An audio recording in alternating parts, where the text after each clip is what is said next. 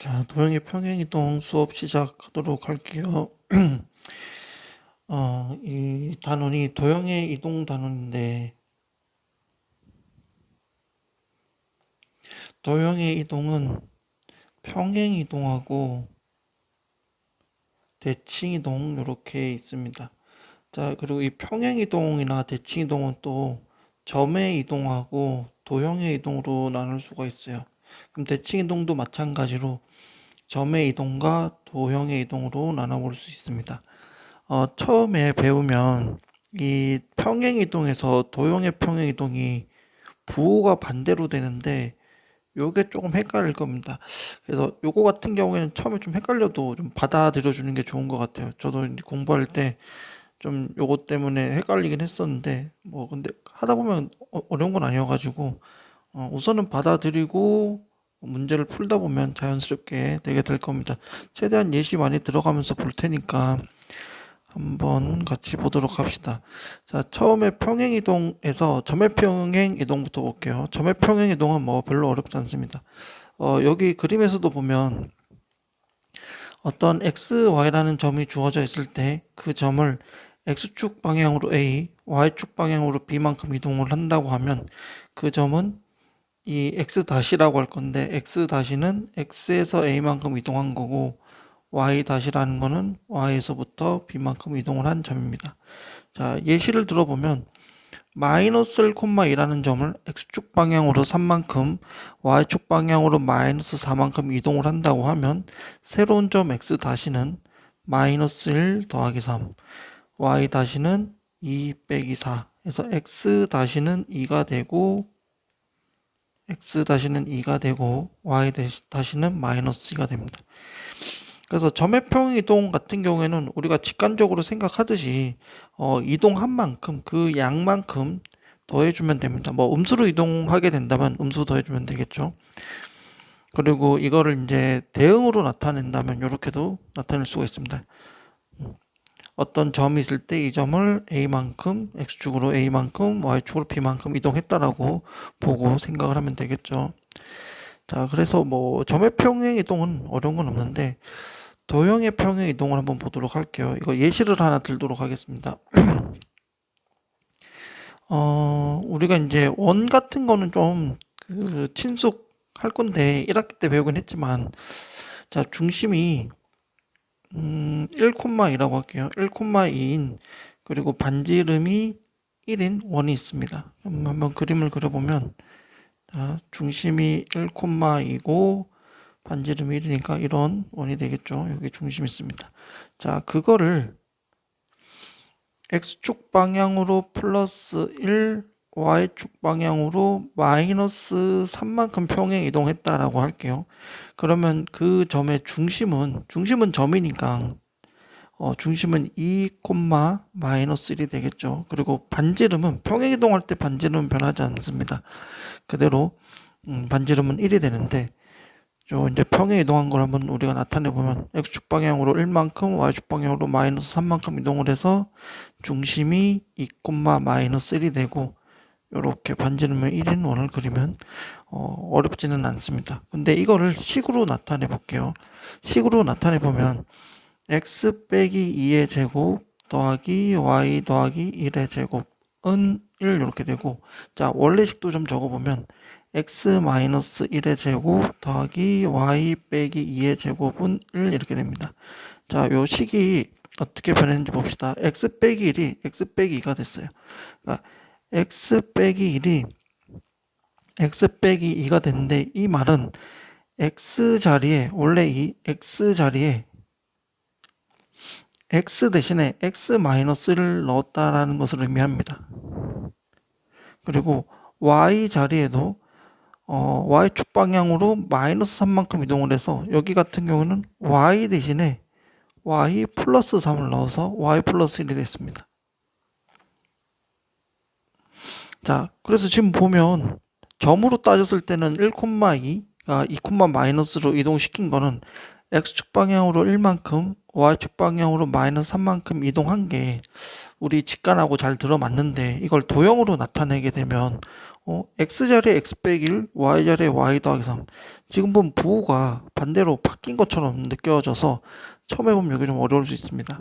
자, 요거를 간단하게 증명 같은 걸 좀 해볼게요. 자, 우리가 이제 우리한테 이렇게 하면 좀 어려우니까 뭘로 하지? 그냥 해볼게요. 지금 원 같은 것도 x제곱 더하기 y제곱은 1이라고 하면 요런 식은 x제곱 더하기 y제곱 빼기 1은 0이라고 해서 요런 x, y에 대한 어떤 방정식이라고 나타낼 수가 있습니다. 그래서 이게 이제 x, y에 대한 방정식이고 요걸 우리가 도형의 방정식이라고 합니다. 자, 이 도형의 방정식을 내가 x축 방향으로 플러스 1만큼, y축 방향으로 마이너스 2만큼 평행 이동했다라고 할게요. 그러면 자, 요런 원이 있고 요 중심이 0,0이고 여기 있는 임의의 점을 우리가 x, y라고 합시다. 그래서 이거를 막 이동을 시켜서 여기로 갖고 왔어요. 밑으로 가야 되네. 밑으로 갑시다. 자, 얘를 좀 위로 올리고. 자, x축 방향 얼만큼, y축 방향으로 마이너스 이만큼이니까 대충 여기라고 합시다. 여기. 그래서 우리는 알죠. 이게 중심이 1, 마이너스이고 반지름도 1이라는 걸. 그러면 자, 이 원 위에 있는 점을 x-y-로 하니까 조금 헷갈려 하는 것 같은데 그냥 PQ라고 해볼게요. PQ. PQ도 임의의 점입니다. 임의의 점. 어떤 임의의 점이냐면 이 원 위에 있는 어떤 임의의 점을 임의의 점 아무렇게나 잡은 거예요. 잡은 게 아니고 잡은 건데 임의의 점. 그렇게 했을 때 하고 싶은 건 뭐냐면 이 PQ의 방정식을 만드는 겁니다. 이 방정식을 만들었을 때 이 방정식을 만족하는 해들의 집합을 나타낸 게 이 도형이 되는 거기 때문에 요 PQ에 대한 방정식을 만들고 싶어.